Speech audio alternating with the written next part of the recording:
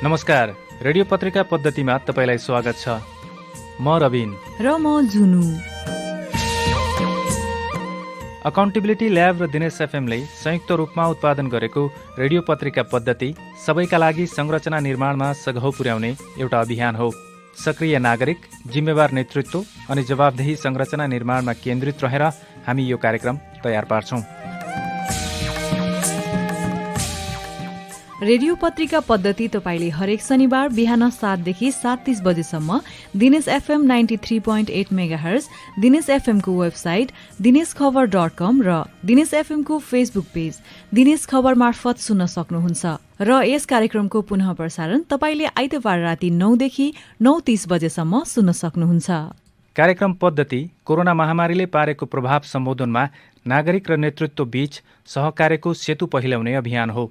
Corona महामारीका कारण नागरिकहरूमा परेको असरलाई 3 तहमा रहेका सरकारहरूले कसरी सम्बोधन गरिरहेका छन्, त्यसबारे नागरिकहरू के भन्छन्, स्थानीय तह मार्फत गाउँ गाउँमा पुगेको सरकारले नागरिकका आवश्यकतामा कस्तो भूमिका खेलिरहेको छ, कोरोनाको प्रभाव सम्बोधनमा सरकारले गरेको खर्चबाट नागरिकले कस्तो अनुभूति गरिरहेका छन्। रेडियो पत्रिका पद्धति यिनै प्रश्नहरूको जवाफमा केन्द्रित रहनेछ। आज कार्यक्रमको दोस्रो अङ्कमा हामी नेपालमा कोरोना विरुद्धको खोप ल्याउन नेपाल सरकारले गरिरहेको तयारीका विषयमा जान्ने प्रयास गर्नेछौं। रेडियो पत्रिका पद्धतिभित्र आज कोभिड बुलेटिन, विश्लेषणात्मक रिपोर्ट, नेतृत्व संवाद अन्तर्गत नेपालमा कोरोना भाइरस विरुद्धको खोप ल्याउन कस्तो तयारी हुँदैछ भन्ने बारेमा नेपाल सरकार स्वास्थ्य तथा जनसङ्ख्या मन्त्रालयका परिवार कल्याण महाशाखाका निर्देशक डाक्टर तारानाथ पोखरेलसँगको कुराकानी र साथमा नागरिकका आवाज राख्नेछौं।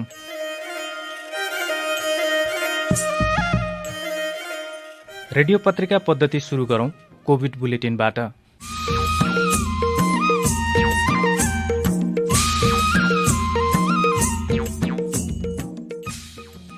सेती प्रादेशिक अस्पताल मातहत रहेको धनगढ़ीको कोविड अस्थायी अस्पतालमा 10 शय्याको आइसियू सेवा थपिने भएको छ। अहिले कोविड अस्थायी अस्पतालमा 5 वटा भेन्टिलेटर सहित 10 शय्याको आइसियू सेवा सञ्चालनमा रहेको छ। गम्भीर संक्रमितको संख्या धेरै हुँदा अन्यत्र रेफर गर्नुपर्ने बाध्यता रहेकोमा सेवा विस्तार भएपछि केही हदसम्म त्यो बाध्यता कम हुनेछ। सुदूरपश्चिम प्रदेश सरकारले कोरोना भाइरसबाट प्रभावितलाई रोजगार तथा स्वरोजगार बनाउन कृषि तथा पशुपन्छी विकास कार्यक्रम कार्यान्वयन गरिरहेको छ।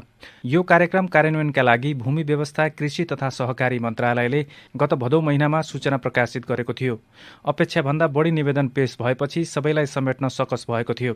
त्यसपछि इच्छुकको थप प्रमाणपत्रहरू जुटाउन भन्दै पुनः सूचना प्रकाशित गरिएको थियो। सूचना बमोजिम प्रदेशभरि झण्डै 82,000 व्यक्तिले इच्छापत्र पेश गरेका थिए। इच्छापत्र पेश गर्नेको संख्या बढ्दै गएपछि सोही आधारमा मन्त्रालयले मापदण्ड पनि बनाउनु परेको जनाइएको छ। सो कार्यक्रम प्रदेशका सबै जिल्ला स्थित कृषि ज्ञान केन्द्र र पशुविज्ञ केन्द्र मार्फत कार्यान्वयन गर्न लागि छ। यो कार्यक्रम अन्तर्गत तरकारी, च्याउ र फलफूल खेती, मौरी पालनका अलावा भेडा बाख्रा, गाई भैँसी, माछा, स्थानीय कुखुरा तथा हाँस पालन जस्ता मासुजन्य पशुपन्छी पालन गर्न सकिने जनाइएको छ। तुरन्त आय आर्जन हुने तथा स्वरोजगारी सृजना गर्ने कार्यक्रमलाई छनौटमा प्राथमिकता दिन लागि छ। प्रदेशभरि झण्डै 9,000 परिवारलाई स्वरोजगार बनाउने लक्ष्य लिएको यो कार्यक्रमका लागि प्रदेशमा चालु वर्षमा 15 करोड बजेट विनियोजन गरिएको छ। पहिलो वर्ष छनौट हुने व्यक्तिलाई न्यूनतम अनुदान उपलब्ध गराएर कार्यक्रम सुरु गर्न लागि र पहिलो वर्ष दिइएको अनुदानका आधारमा सम्बन्धितले गरेको कामको मूल्याङ्कन गरी आगामी वर्षदेखि अनुदान सहयोग वृद्धि गर्दै लगिने नीति बनाइएको छ। सुदूरपश्चिम प्रदेशमा अपाङ्गता भएका विद्यार्थीहरू अध्ययन गर्ने अधिकांश आवासीय विद्यालयहरूले कोरोना संक्रमणको जोखिम हुने भन्दै अपाङ्गता भएका बालबालिकाहरूलाई छात्रावासमा राखेका छैनन्। यसबाट उनीहरूको पढाइ प्रभावित हुन गएको छ। कैलाली नेत्रहीन संघका अध्यक्ष दिलीप चौधरी, अहिले यो लकडाउन पश्चात अहिले चाहिँ नेपाल सरकारले जो विद्यालयहरू सञ्चालन गरिरहेको छ र यसमा चाहिँ अब यो खास गरेर दृष्टिविहीन लगायत चाहिँ अन्य अपाङ्गता भएका जस्तो सुस्त मनस्थिति, बहिरा, दृष्टिविहीन र केही शारीरिक अपाङ्गता भएका बालबालिकाहरू चाहिँ जो चाहिँ आवासीय रूपमा विद्यालयमै बस्नुहुन्छ, उहाँहरू चाहिँ विद्यालय लागे पनि उहाँहरूले पढ्न पाउनु भएको छैन। अब विभिन्न जसले गर्दाखेरि उहाँहरू चाहिँ अब पढ्नबाट वञ्चित हुनु भएको छ। अब खास गरेर चाहिँ यो कोरोनाको कारणले गर्दाखेरि उहाँहरूलाई छात्रावासमा बस्न दिएको अवस्था छैन, जसले गर्दा चाहिँ उहाँहरूले यो वर्षभरि नै यो आफ्नो यो शैक्षिक क्षेत्र नै उहाँहरूको बर्बाद हुने अवस्था चाहिँ छ। गत वर्ष चैतमा बन्द भएका विद्यालयहरू दशैं तिहारपछि खुलेका छन् र हालसम्म धेरैजसो विद्यालयहरूमा 25-30% भन्दा बढी पढाइ समेत भइसकेको छ।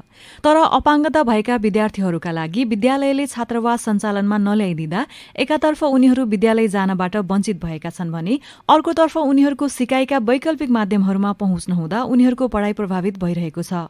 कोरोना भाइरसको नयाँ स्वरूप भेरिएन्ट अफ कन्सर्न VOC बेलायतमा सार्वजनिक भएसँगै विश्व तरङ्गित भएको छ। तरङ्गको मुख्य कारण यसको फैलने क्षमतामा अघिल्लो भाइरसभन्दा 74% बढी हुनु र बेलायतमा अधिकांश संक्रमितमा यही नयाँ स्वरूपको भाइरस पाइन हो। उक्त भाइरस भित्रिने चिन्तामा नेपालसहित विभिन्न राष्ट्रले बेलायत आवत जावतमा प्रतिबन्ध लगाएका छन्। बेलायतमा कार्तिकदेखि नै नयाँ स्वरूपको भाइरस देखिन सुरु भएकाले नेपालले पुस 7बाट मात्र यात्रा प्रतिबन्ध लगाएको हो। कोरोना भाइरसको जीनमा प्राकृतिक रूपमै समयक्रम अनुसार ससाना परिवर्तन हुने गरेको विभिन्न अनुसन्धानले देखाएका छन्। तर हालै बेलायतमा देखिएको नयाँ भेरिएन्टको जीन परिवर्तन चाहिँ अस्वाभाविक पाइएको छ। यो परिवर्तन भाइरसको बाहिरी सतहमा हुने स्पाइक प्रोटिनमा पनि देखिएको छ, जुन भाइरस प्रवेश गराउन सबैभन्दा महत्त्वपूर्ण मानिन्छ। यही परिवर्तनका कारण यो भाइरसमा संक्रमण गर्ने क्षमता अघिल्लो भन्दा धेरै रहेको वैज्ञानिकहरूको भनाइ छ। तर उनीहरूले अघिल्लो र पछिल्लोको तात्विक भिन्नता स्पष्ट रूपमा बताउन सकेका छैनन्। अहिलेसम्म नयाँ भेरिएन्ट अघिल्लो भाइरसभन्दा बढी घातक भएको प्रमाणित भइसकेको छैन।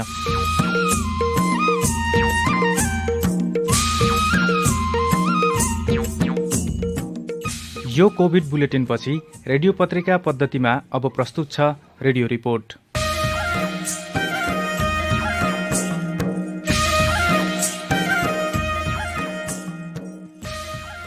अमेरिका लगायत युरोपेली संघका आधा दर्जन देशहरूमा कोरोना भाइरस विरूद्धको खोप अभियान शुरू भएसँगै नेपालमा पनि कोरोना भाइरस विरूद्धको खोप ल्याउन सरकारले गृह कार्य थालेको छ।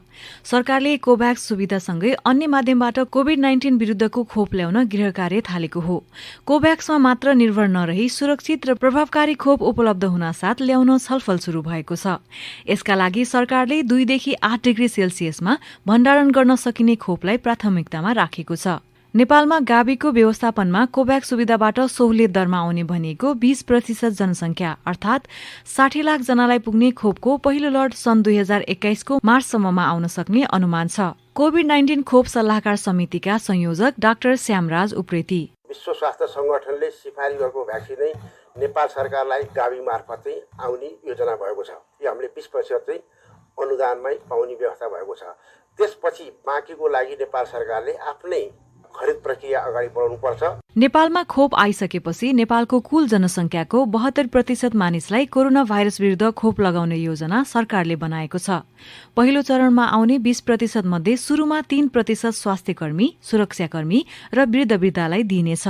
दोस्रो चरणमा 55 वर्षभन्दा माथिका र दीर्घरोगी अनि ज्येष्ठ नागरिकहरूलाई खोप प्रदान गरिनेछ भने तेस्रो चरणमा 40 वर्षदेखि 54 वर्ष उमेर समूहका व्यक्तिहरूलाई खोप प्रदान गरिनेछ र अन्तिम चरणमा 15 वर्षदेखि 35 वर्ष समूहका व्यक्तिहरूलाई खोप प्रदान गरिनेछ। खोपको वितरण र प्राथमिकीकरणका बारेमा फेरि कोभिड-19 खोप सल्लाहकार समितिका संयोजक डाक्टर श्यामराज उप्रेती, नेपाल सरकारले अहिले 72% जनसंख्यालाई यो कोभिड भ्याक्सिन दिने योजना बनाएको छ। जसले पनि यो भ्याक्सिन पाउँछ त्यो निःशुल्क हुन्छ। पहिलो प्राथमिकता हामीले स्वास्थ्य कर्मीलाई नै दिन्छौँ। त्यसपछि गएर अर्को प्राथमिकता चाहिँ 55 वर्षभन्दा माथिका सबै ज्येष्ठ नागरिकलाई भ्याक्सिन दिने र त्यसपछि गएर हामीले 40 देखि 54 वर्षका गम्भीर रोग लागेका, दीर्घ रोग लागेका, जसमा कोरोना लाग्यो भने उसको मृत्यु चाँडो हुन सक्छ, त्यसरी हामीले प्राथमिकता गरेका छौँ। केन्द्रमा सरकारले कोरोना विरूद्धको खोपका लागि गृह कार्य थाले पनि प्रदेश र स्थानीय तहहरू भने खोपका बारेमा अनभिज्ञ छन्। खोपका बारे प्रदेशको केन्द्र सरकारसँग के समन्वय भइरहेको छ, भण्डारण लगायत अन्य पूर्वाधारहरू प्रदेश र स्थानीय तहहरूमा निर्माण गर्नुपर्छ पर्दैन भन्ने बारे सोध्दा आफूहरूलाई अहिलेसम्म यस विषयमा केही जानकारी नआएको बताउँछन् सामाजिक विकास मन्त्रालय सुदूरपश्चिम प्रदेशका प्रवक्ता नरेन्द्र सिंह कार्की। खोपको सम्बन्धमा त्यति चाहिँ हामीलाई जानकारी पनि धेरै छैन हैन। कुन खोप आउने हो, त्यसको लागि के पूर्वाधार बनाउनु पर्ने हो, त्यो चाहिँ सेन्टरमा होमवर्क भइरहेको छ। त्यहाँ होमवर्क टुङ्गिएपछि त्यसपछि चाहिँ हाम्रो हातमा त्यसपछि आउँछ। कार्यदल माथि बनिएको छ, फाइनल सेन्टरकै नीति फाइनल भएको छैन त अब हामीसित त अहिले के हुन्छ त। खोपकै लागि भनेर प्लानिङ मिटिङ चाहिँ भएको चाहिँ छैन। विश्वमा कोभिड विरुद्ध 154 भन्दा बढी खोप प्रिक्लिनिकल अर्थात् जनावर र प्रयोगशाला सम्बन्धी प्रयोगको चरणमा छन्। यस्तै 20वटा खोप पहिलो चरणको ट्रायल अन्तर्गत स्वस्थ युवा व्यक्तिमा सुरक्षा परीक्षण भइरहेको छ। यस अन्तर्गत 7वटा प्रोटिन आधारित, 8वटा भाइरल भेक्टर, 4वटा न्युक्लिक एसिड र एउटा भाइरस आधारित खोप छन्। तर नेपालमा भने पछिल्लो समय देखिएको राजनीतिक तरलताले खोप ल्याउनका लागि भइरहेको कूटनीतिक प्रयासमा असर पुग्न सक्ने कतिपयको ठहर रहेको छ।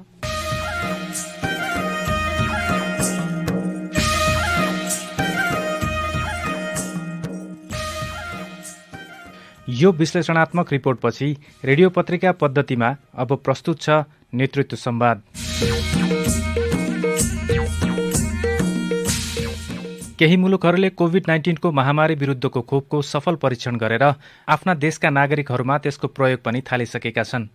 अन्य केही मुलुकहरू खोप ल्याउने र लगाउने तयारीमा जुटेका छन्। नेपालमा पनि कोरोना विरुद्धको खोपको उपलब्धता र प्रयोग सबैका लागि चासोको विषय बनेको छ।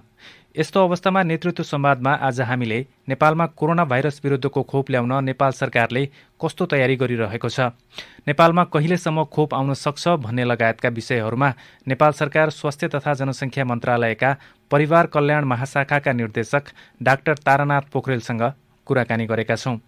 प्रस्तुत छ उहाँसँग गरिएको यो कुराकानी।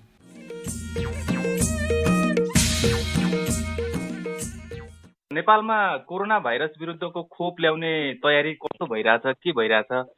बजारमा अब अहिले उपलब्ध भएका केही भ्याक्सिनहरू छन् है, प्रयोग परीक्षणमा रहेका केही भ्याक्सिनहरू छन्, ती बजारमा आइसकेका छैनन् र पनि केही देशहरूले अब हालसम्म डब्ल्युएचओले कुनै पनि भ्याक्सिनलाई चाहिँ मान्यता दिइसकेको अवस्था चाहिँ छैन अहिले। भनेपछि जुन देशहरूले ट्रायल गरिरहेछन् त्यो चाहिँ आफै डब्ल्युएचओको त्यो आफ्नो आन्तरिक प्रयोगको लागि, आकस्मिक युजको लागि भनेर प्रयोग परीक्षणको रूपमा केही देशहरूले मान्यता दिएका छन्। लगभग 3-4वटा भ्याक्सिनहरू अहिले चाहिँ त्यसरी मान्यता प्राप्त भ्याक्सिनहरू छन्। देशले आफ्नो प्रयोगको लागि, आकस्मिक युजको लागि भनेर प्रयोग गरिएका भ्याक्सिनहरू छन्। ती भ्याक्सिनहरूले चाहिँ चाँडै मान्यता पाउने सम्भावना छ र बजारमा भोलि आउने सम्भावना रहेकोले नेपालले पनि ती भ्याक्सिनहरू उपलब्ध भएको अवस्थामा भ्याक्सिनहरू ल्याएर लक्षित ग्रुपहरूलाई चाहिँ सुरक्षित पार्नुपर्छ भन्ने उद्देश्यका साथ अहिले चाहिँ तयारी गरिराखेको छ। भ्याक्सिन ल्याउनको लागि तयारी कार्य चाहिँ भइराखेको छ। द्रुत रूपमा हामी कार्ययोजनाहरू बनाइराखेका छौँ। त्यसको लागि कोल्ड भण्डारणको व्यवस्था, कोल्ड चेनको व्यवस्था, शीत भण्डारणको व्यवस्था, यस्ता कामहरूको तयारी चाहिँ हामी अहिले गरिराखेका छौँ। कहिलेसम्म आउला भन्ने आशा गर्न सकिन्छ यदि आयो भने नेपालमा? हामीलाई जनवरी, फेब्रुअरी, मार्चसम्ममा चाहिँ नेपालमा भ्याक्सिन आउँछ भन्ने हिसाबले यो 2 महिनाभित्रमा हामीले त्यो भ्याक्सिन आइसकेपछि अथवा आउने अवस्थासम्मको लागि नेपालमा भित्रिएपछि त्यसलाई राख्नको लागि भण्डार, त्यसलाई ट्रान्सपोर्ट गर्नको लागि तयारी, सवारी साधनहरूको व्यवस्था, चिसोको व्यवस्थादेखि लिएर अरू हाम्रा जनशक्तिहरूको व्यवस्था, कार्ययोजनाहरू हामी गरिराखेका छौँ। र भ्याक्सिन लगाउने जुन हाम्रो एउटा समूह छ, अहिले चाहिँ हामीलाई सम्पूर्ण जनसङ्ख्यालाई दिने खालको भ्याक्सिन उपलब्ध छैन। जस्तो अब 14 वर्षभन्दा मुनिका बच्चाहरूलाई दिने खालको भ्याक्सिनको विकासै भएको छैन। त्यसैले हामी 14 वर्षभन्दा मुनिका बच्चाहरूलाई अहिले लक्षित गरेका छैनौँ। र अहिले हाम्रो प्राथमिकतामा भनेको चाहिँ अब भ्याक्सिन उपलब्धताको आधारमा हामीलाई कति मात्रामा भ्याक्सिन उपलब्ध हुन्छ त्यही आधारमा हामी जनसङ्ख्यालाई प्राथमिकीकरण गरेर त्यसको पहिचान गर्ने, प्राथमिकता निर्धारण गर्ने काममा लागेका छौँ। भ्याक्सिन 2 किसिमले हामीलाई आउन सक्छ। एउटा चाहिँ हामीलाई एउटा कोभ्याक्स भन्ने एउटा सुविधा छ। हाम्रो गाभी भन्ने एउटा संस्था छ, अन्तर्राष्ट्रिय संस्था, जसले गाभी भ्याक्सिन एलायन्स भन्ने छ। हजुर, त्यसले अहिलेसम्म हामीलाई भ्याक्सिन उपलब्ध गराइराखेको छ। हामीले कम्ती मूल्य तिरेर है, सहभागिताको आधारमा, लागत सहभागिताको आधारमा भ्याक्सिन प्राप्त गरेर अहिले हामी बच्चाहरूलाई खोप दिइराखेका छौँ। त्यो सुविधा एउटा छ। कोभ्याक्सबाट पनि केही भ्याक्सिन 20% पपुलेसनको लागि चाहिँ कोभ्याक्सले दिने भन्ने कुरा छ। त्यसमा हामीले न्यूनतम मूल्य हामीले तिर्दाखेरि हामीलाई उपलब्ध हुन्छ। त्यो भ्याक्सिन पनि डब्ल्युएचओले मान्यता प्राप्त गरिसकेपछि मात्रै हामीलाई प्राप्त हुन्छ एउटा। अर्को चाहिँ बाँकी भ्याक्सिनहरू बजारमा उपलब्ध भइसकेपछि, जस्तो इन्डियामा, चाइनामा, कुनै पनि देशमा उपलब्ध भएर त्यहाँ चाहिँ प्रयोग हुन थाल्यो भने बाँकी जनसङ्ख्याको लागि पनि नेपाल सरकारले आफ्नो स्रोतले खरिद गरेर पनि दिने भन्ने खालको 2 किसिमको एउटा आपूर्तिको प्रणाली छ हामी कहाँ। यो कानुनहरू सबै बनिसकेको अवस्था हो औषधि भित्राउनको लागि? हजुर। महत्त्वपूर्ण कामहरू नेपालले गरेका छ। जस्तो अब यो अन्तर्राष्ट्रिय मान्यता नपाएको डब्लुएचओले चाहिँ प्री क्वालिफाई पिक्यू भन्छौँ हामी सूचीकृत नगरेका भ्याक्सिनहरू आएको अवस्थामा के गर्ने भनेर कानुनको हामीले अध्यादेशबाट चाहिँ त्यो कानुन स्वीकृत भएर आइसकेका छ। त्यसमा 3वटा प्रावधानहरू छन्। एउटा चाहिँ अब डब्लुएचओले मान्यता दियो भने त्यो भ्याक्सिन ल्याएर हामीले कुनै पनि नयाँ भ्याक्सिन ल्याएर प्रयोग गर्न सकिने एउटा व्यवस्था त्यसमा छ। अर्को चाहिँ कुनै पनि देशले आफ्नो प्रयोजनको लागि भनेर स्वीकृति दियो आन्तरिक भने त्यो पनि हामीले ल्याएर प्रयोग गर्न सकिने अवस्था छ। अनि अर्को चाहिँ नेपालको जुन हाम्रो औषधि अथवा औषधिजन्य सामग्रीहरूको व्यवस्थापन गर्ने सूचीकृत गर्ने अधिकार दिने निकाय छ औषधि व्यवस्था विभाग। औषधि व्यवस्था विभागले त्यसलाई सूचीकृत गरेको खण्डमा हामी ल्याउन सक्छौँ। 3वटा प्रावधान पुरा गरेको भ्याक्सिनलाई हामीले ल्याएर प्रयोग गर्न सकिन्छ। कोभ्याक्ससँगै अन्य माध्यमहरूबाट पनि सरकारले निजी स्तरबाट ल्याउने तयारी पनि गरिराखेको हो। त्यो पनि छ। जुनसुकै उपायहरूबाट जस्तो हाम्रो अब खरिद ऐन नियमावली अन्तर्गत हामीले प्रतिस्पर्धाबाट खरिद गरेर ल्याउने एउटा त्यो उपाय हुनसक्छ। अर्को चाहिँ गभर्मेन्ट टु गभर्मेन्ट, अब त्यहाँको सरकारसँग नेपाल सरकारले खरिद गरेर सिधै ल्याउन सक्ने प्रावधान पनि छ। अथवा त्यहाँको एउटा उत्पादक कम्पनी एउटै मात्रै उत्पादक कम्पनी भयो त्यसको चाहिँ भ्याक्सिनले मान्यता पायो भनेदेखि त्योसँग सोझै खरिद पनि गर्न सक्ने एउटा अर्को प्रावधान छ। र अब नेपाल सरकारले डिप्लोमेटिक नोट मार्फत विभिन्न देशहरूसँग सम्पर्क गरिराखेका छ। अब जसरी उपलब्ध हुन्छ हाम्रा प्रक्रियाहरू पुरा गरेर मान्यता पाएका खोपहरूले चाहिँ प्रयोग पाउने सम्भावना छ। यो खोप भण्डारण गर्नका लागि सरकारको तयारी अहिलेसम्म के भएको छ? कसरी हुन्छ भण्डारण? यो विषय अलिकति जटिल विषय पनि छ। के कुरा भइरहेछ? अहिले 3 किसिमका भ्याक्सिनहरूको विकास भइराखेको छ अहिलेसम्म है। हजुर। त्यसमा अब एउटा चाहिँ -70 को -70 डिग्रीमा चाहिँ भण्डारण गर्नुपर्ने एउटा भ्याक्सिन छ। अब अर्को भ्याक्सिन चाहिँ -20 डिग्रीमा राख्नुपर्ने भण्डारण गर्नुपर्ने अर्को भ्याक्सिन छ। अब अर्को चाहिँ 2 to 8 डिग्री प्लस र माइनस भन्छौँ हामी। त्यो चाहिँ प्लसमा 2 to 8 डिग्रीमा जुन हामीसँग अहिले प्रयोग भइरहेका जति पनि भ्याक्सिनहरू छन् हाम्रा खोप कार्यक्रममा प्रयोग गरेका भइरहेका भ्याक्सिनहरू 2 to 8 डिग्रीमा हामीले भण्डारण गर्छौँ। त्यो क्षमता हामीसँग छ। अब अहिले हामीले 15-20% जनसङ्ख्यालाई 2 to 8 डिग्रीको भ्याक्सिन यदि प्राप्त भयो भने हामी अहिलेकै हाम्रो क्षमतालाई नियमित खोपहरूलाई प्रयोग गर्दै त्यो क्षमताले हाम्रो भ्याउन सक्ने सम्भावना चाहिँ अलिकति मेहनत गऱ्यौँ भने हामीले केही सुदृढीकरण गऱ्यौँ हाम्रा कोल्ड चेन सिस्टमहरूलाई अलिक व्यवस्थित गऱ्यौँ भनेदेखि चाहिँ हामीले त्यो 2 महिनाभित्रमा त्यो तयारी गर्न सक्छौँ। भण्डारणको संरचनाहरू केन्द्रमा मात्रै तयार भइरहेछन् कि प्रदेश स्थानीय तहहरूमा? केन्द्रमा पनि छ हामीसँग त्यो क्षमता। 2 to 8 डिग्रीको लागि केन्द्रमा पनि छ, प्रदेशमा पनि छ, जिल्लामा पनि छ। त्यो संरचना हामीसँगै छँदैछ। तर हामीले अब थप मात्रामा चाहिँ हामीले थप क्षमताको विकास गर्नुपर्ने छ। त्यसको लागि हामी खोजिराखेका छौँ।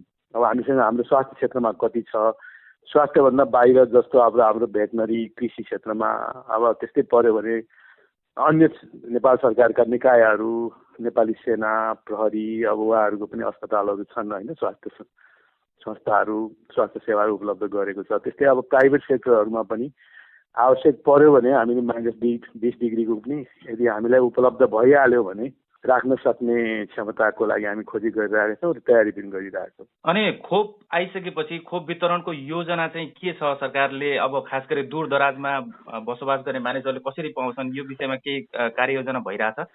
त्यसको काम भइरहेछ। जस्तो एउटा त मुख्य हामीले कानुनी संरचना अघि तपाईँले भनिहाल्नुभयो सुरुमै, कानुनी संरचना हामीसँग हुनु पर्यो। किनभने नयाँ भ्याक्सिन प्रयोग गर्नका लागि हामीलाई 2-3वटा हाम्रा कानुनहरू छन्। एउटा हाम्रो खोप सम्बन्धी ऐन छ। त्यो ऐनले पनि नयाँ भ्याक्सिनलाई चाहिँ डब्लुएचओले प्री क्वालिफाइड नगरेको अथवा स्वीकृत नदिएको भ्याक्सिन ल्याउने त्यो एउटा प्रावधान थिएन। त्यो अन्तर्गत रहेर हामीले ल्याउनु पर्यो। अर्को चाहिँ नेपाल सरकार हाम्रो औषधि व्यवस्था विभागले औषधि अथवा भ्याक्सिनलाई चाहिँ सूचीकृत गरेको हुनु पर्यो। यो कुराहरू चाहिँ पहिला थिएन। अहिले अध्यादेश आएर त्यो व्यवस्था भइसकेको छ। एउटा ठुलो उपलब्धि हामीसँग त्यो छ। हामी अब बजारमा कुनै पनि नयाँ भ्याक्सिन प्रयोगको रूपमा आयो र कुनै पनि देशले त्यसलाई प्रयोग गर्यो, मान्यता दियो भनेदेखि त्यसलाई हामीले हाम्रा नेपालमा भएका विज्ञहरू र हामीसँग खोप सल्लाहकार समिति छ विज्ञहरूको, त्यो विज्ञहरूको सल्लाहकार समितिले सल्लाह दियो ठिक छ यो खालको भ्याक्सिनहरू चाहिँ प्रयोगमा आएको छ, यसलाई चाहिँ प्रयोग गर्न सकिन्छ भनेर सल्लाह दियो र हाम्रो यो डिडिएले मान्यता दियो, सूचीकृत गर्यो, आयात अनुमति दियो र हाम्रो खोप ऐन अन्तर्गत चाहिँ व्यवस्थाभित्रबाट हामीले प्रयोग गरेर ल्याउन सक्ने एउटा प्रावधान तयारी भएको छ। अब अर्को कोल्ड चेनको हामीले भनिहाल्यौँ। कोल्ड चेन त्यो भ्याक्सिन ल्याइसकेपछि त्यो प्राप्त भ्याक्सिन चाहिँ हामीले एयरपोर्टदेखि लिएर खोप लगाउने दिनसम्म अथवा इन्जेक्सन लगाउने सुई लगाउने अवस्थासम्मको लागि कुन चाहिँ एउटा प्रणाली भन्छ हामी त्यसको लागि हामीले तयारी गरिराखेका छौँ। अब अर्को चाहिँ हामीले प्राथमिकीकरण गर्नु पर्यो। अब ठुलो जनसङ्ख्या अहिलेसम्म हामीले सबै जनसङ्ख्यालाई खोप दिएको देशभरि त्यस्तो अवस्था अहिलेसम्म छैन र दिने चलन पनि छैन, त्यो आवश्यक पनि पर्दैन थियो। अब यसपालि चाहिँ नै सबै किसिमका जनसङ्ख्याहरूलाई खोप लगाउनु पर्ने यो महामारीमा भएको हुनाले त्यसको लागि विशेष तयारी गर्नुपर्छ। अब प्राथमिक चरणमा हामीले चरणबद्ध रूपमा जनसङ्ख्यालाई चाहिँ अब त्यो लाभग्राहीहरूलाई हामीले प्राथमिकीकरण गरेर अनि चरणबद्ध रूपमा ती भ्याक्सिनहरू दिँदै जान्छौँ। त्यो काम चाहिँ भइरहेको छ। जनसङ्ख्याको चाहिँ अब प्राथमिकीकरणले पहिचान गर्ने, त्यसलाई अपडेट गर्दै जाने त्यो काम भइरहेछ। अब सँगसँगै हामीले माइक्रो प्लानिङ भनेर भन्छौँ, त्यो कार्ययोजना पनि बनाइराखेका छौँ। त्यो खोप कसरी लगाउने, स्वास्थ्यकर्मी गाइडलाइन्सहरू बन्ने काम, योजना बनाउने कामहरू कार्ययोजना भइरहेछ र त्यसको सूक्ष्म कार्ययोजना चाहिँ अब हामीले प्रदेश तहमा स्थानीय तहमा कसरी सञ्चालन गर्ने, खोप केन्द्रहरूको व्यवस्थापन, जनशक्तिको व्यवस्थापन, त्यसको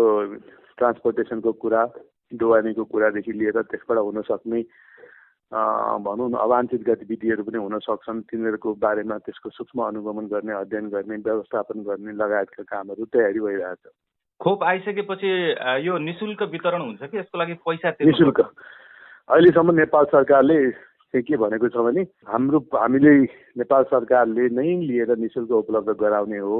पहिलो चरणमा चाहिँ नै जबसम्म नेपाल सरकारले चाहिँ निजी क्षेत्रले प्रयोग गर्ने अथवा बिक्री वितरणमा ल्याउने भन्ने अहिले चाहिँ त्यो खालको सोचाइ नेपाल सरकारको छैन।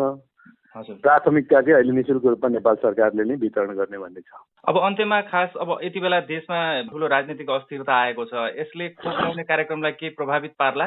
अब नेपाल सरकारले निर्णय गर्नुपर्ने, अब अध्यादेश मार्फत ल्याउनु पर्ने कुराहरू भइरहेको हुनाले त्यत्रो ठुलो प्रभाव चाहिँ अहिलेसम्म परेको देखिएको छैन।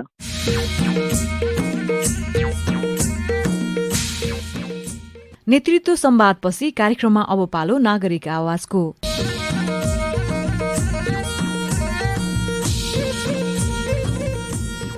नागरिक आवाजमा हामी आजको विषयमा तपाईँको विचार र अनुभवलाई स्थान दिने गर्छौं।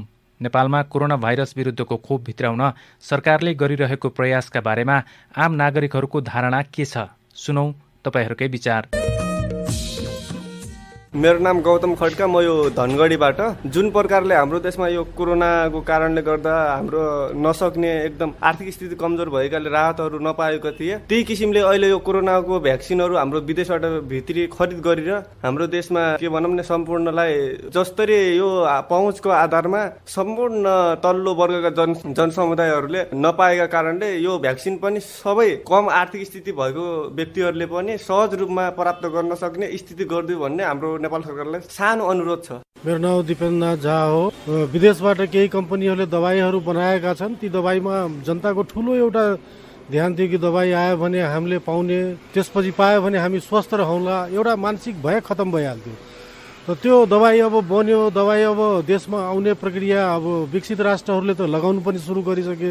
हाम्रो जस्तो गरिब देशहरूले चाहिँ नि बिस्तारै अब बजेट छैन, बजेट पनि सरकारले सायद व्यवस्था गर्यो या WHO ले दियो, त्यो भएर नेपालमा आउँदैछ। आएपछि अब जनतामा एउटा के छ भने हामीले कसरी पाउने वा चाहिने त्यसलाई कसरी चाहिने व्यवस्थित तालले लगाउने, त्यसलाई अब नेपाल सरकारले, सरकारको दायित्व हो कि जनतालाई पाल्ने, जनताको पालक हो सरकार।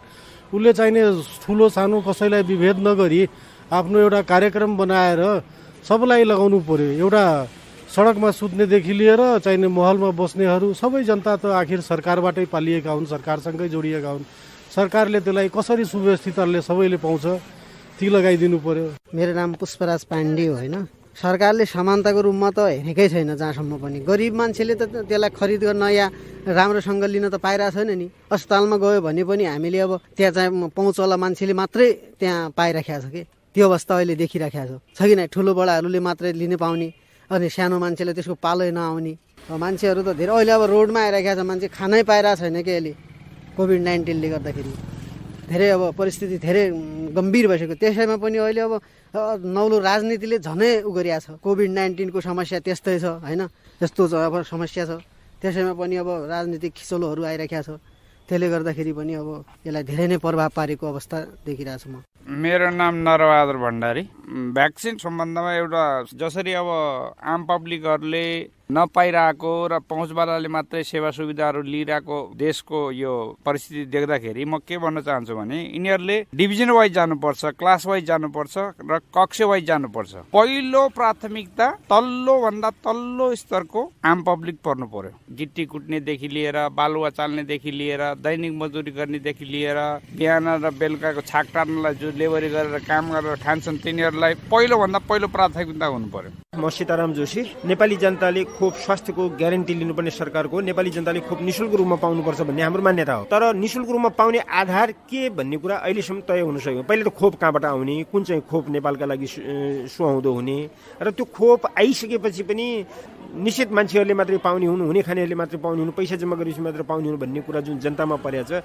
यसलाई चाहिँ नि स्वाभाविक रूपले सरकारले नै यसलाई प्रष्टीकरण गर्नुपर्ने आवश्यकता मैले देखेको छु।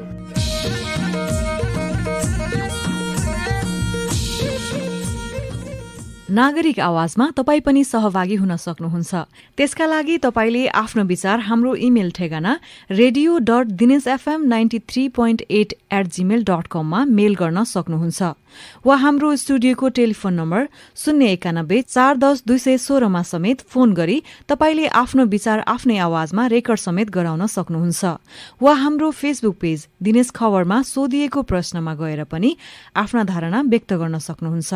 हामी तपाईँका विचारलाई कार्यक्रममा स्थान दिनेछौं।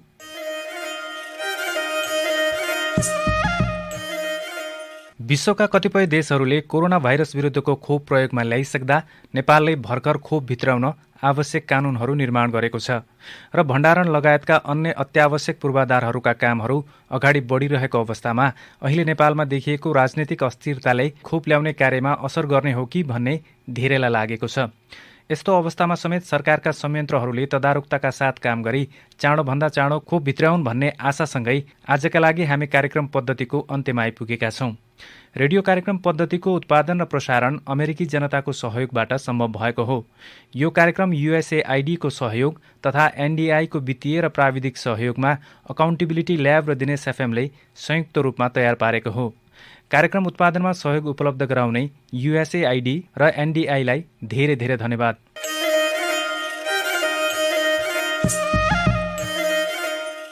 आजको कार्यक्रम तपाईलाई कस्तो लाग्यो? प्रतिक्रिया र सुझाव दिन नभुल्नुहोला। हामी तपाईकै सुझाव र प्रतिक्रियाको आधारमा कार्यक्रमका आगामी अङ्क तयार पार्ने प्रयास गर्नेछौँ। सुझाव र प्रतिक्रियाका लागि तपाईले हामीलाई हाम्रो फेसबुक पेज दिनेश खबरमा गएर मेसेज लेख्न सक्नुहुनेछ अथवा हाम्रो इमेल ठेगाना radio.dinesfm93.8@gmail.com मा इमेल गर्न अथवा हाम्रो टेलिफोन नम्बर 091-410-216 मा फोन पनि गर्न सक्नुहुन्छ। हस्त आजको कार्यक्रमबाट उत्पादन समूहका सम्पूर्ण साथीहरू तथा प्राविधिक सहयोगी राजेशका साथै जुनु र म रबिन पनि बिदा माग्छौं। आउने हप्ता फेरि अर्को एउटा महत्त्वपूर्ण विषय लिएर आउने नै छौं। नमस्कार।